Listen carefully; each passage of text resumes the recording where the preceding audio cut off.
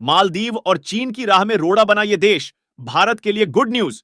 America के naval institute का कहना है कि चीन के सरकारी जहाज शियांग यांग होंग 03 को आईसीजी ने 11 जनवरी को सुंडा स्ट्रेट एरिया में रोक दिया था। मालदीव के विदेश मंत्रालय ने दावा किया, चीनी जहाज मालदीव के क्षेत्र में रिसर्च नहीं करेगा। भारत ने कहा कि माले का यह दावा हास्यास्पद है।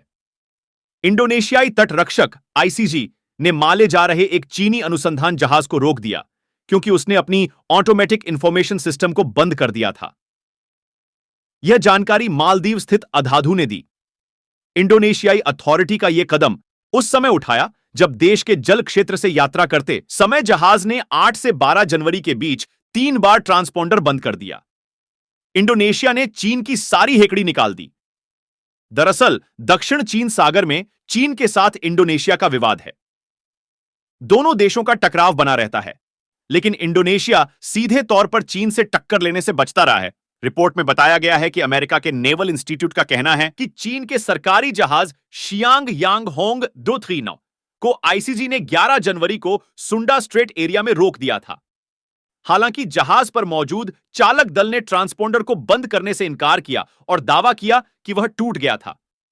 जहाजों में काम करने वाले ट्रांसपोंडर होते हैं जरूरी ऑटोमेटिक आइडेंटिफिकेशन सिस्टम। ट्रांसपोंडर को अन्य जहाजों और तटीय अधिकारियों को जहाज के बारे में स्थिति, पहचान और अन्य जानकारी ऑटोमेटिकली प्रदान करता है।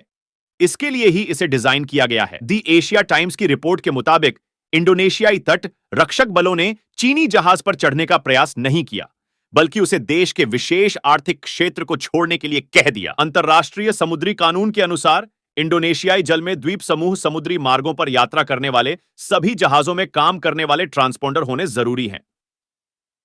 अधाधु ने बताया कि समुद्री ट्रैफिक यानी जहाजों की आवाजाही पर नजर रखने वाली साइटों ने 22 जनवरी को जावा सागर में इस जहाज की लोकेशन दिखाई थी, लेकिन मौजूदा लोकेशन पता नहीं लग सकी थी। इस महीने की शुरुआत में centre for strategic and international studies CSIS ने एक पेपर पब्लिश किया था जिसकी हेडलाइन हिंद महासागर में चीन के दोहरे उपयोग वाले अनुसंधान संचालन थी। भारत ने मालदीव के दावे पर उठाए सवाल। वहीं मालदीव के विदेश मंत्रालय ने दावा किया, चीनी जहाज मालदीव के क्षेत्र में रिसर्च नहीं करेगा। हालांकि भारत के भू रणनीतिज्ञ ब्रह्मा चेलानी ने कहा कि माले का यह दावा कि जहाज कोई रिसर्च नहीं करेगा, यह कहना हास्यास्पद है, क्योंकि मालदीव के पास ऐसी गतिविधि की जानकारी हासिल करने की शून्य क्षमता है।